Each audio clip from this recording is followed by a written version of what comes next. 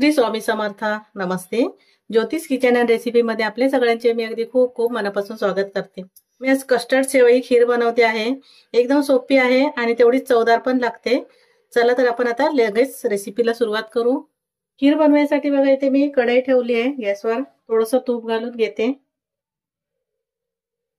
इथे मी 4 काजू, 4 बदाम आणि पिस्ता घेतले आहेत. गॅस कमी करून परतून घ्यायचे फक्त आपल्याला. हे असं जरी टाकलं ना तरी चालतं, पण परतून घेतले की थोडे चांगले वाटतात खायला. इथे काजू बदाम एखादा मिनिट फक्त परतून घेतलंय.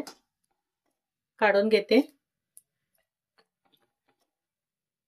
ते परत थोडंसं मी तूप घालून घेते, 1 चमचाभर एवढं. गॅस आपल्याला कमी ठेवायचा आहे पूर्णपणे. आणि ते 1 चमचा हे रवा घेतलाय, बारीक रवा घ्यायचा आहे. बारीक रवा नसेल तर थोडंसं मग मिक्सरला फिरवून घेतलं तरी चालेल. रवा तुपामध्ये छान असं परतून घ्यायचा आहे, छान लाल करून घ्यायचा, थोडंसं भाजून घ्यायचंय. इथे आता रवा भाजून घेतलाय, रव्याचा रंग पण बदललाय बघा.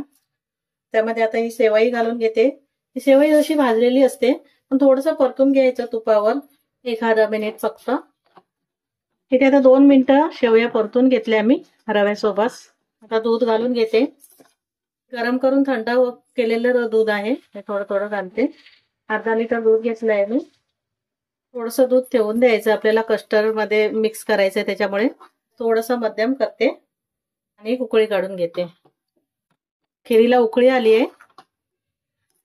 मी गॅस मध्यम केलेला आणि परत आता गॅस मी कमी केलाय. इथे बघा मी 1 चमचाभर कस्टर्ड पावडर घेतली आहे, जास्त घ्यायची नाही. आणि त्यामध्ये मी हे दूध घालून घेते आणि मिक्स करून घेते. इथे मी कस्टर्ड पावडर असं मिक्स करून घेतली दुधामध्ये. आता एका हाताने कस्टर्ड पावडर घालायची आणि दुसऱ्या हाताने असं ढवळत राहायचं. आणि गॅस कमी ठेवायचा आहे, नाहीतर ते खूप घट्ट होते. आणि कस्टर्ड पावडर जास्त पण नाही घालायची, नाहीतर मग दुधाचा वापर जास्त करायला लागेल. इथे मी अजून थोडं दूध घालून घेते. व्यवस्थित असं ढवळून घ्यायचं. साखर घालायची आपल्या आवडीप्रमाणे, तुम्हाला जसं गोड लागेल त्याप्रमाणे. मला इथे गोड कमी लागतं त्याच्यामुळे मी गोड कमी साखर घालते. आपण काजू बदाम जे घेतले तुपामध्ये परतून तेही घालून घ्यायचे. मिक्स करून घेते आणि 3 ते 4 मिनिटं व्यवस्थित असं शिजवून घेते मी. 4 ते 5 मिनिटं खीर शिजवून घेतली आहे. थोडीशी मी आता वेलची पावडर घालून घेते आणि मिक्स करून घेते. मस्त आपली दाटसर खीर तयार झाली आहे बघा, किती सुंदर. थंड झाली ना की अजून गार होते, मग थोडंसं दूध घालून घ्यायचं. रवा पण छान असा फुलला गेलाय. आता मी काढून घेते.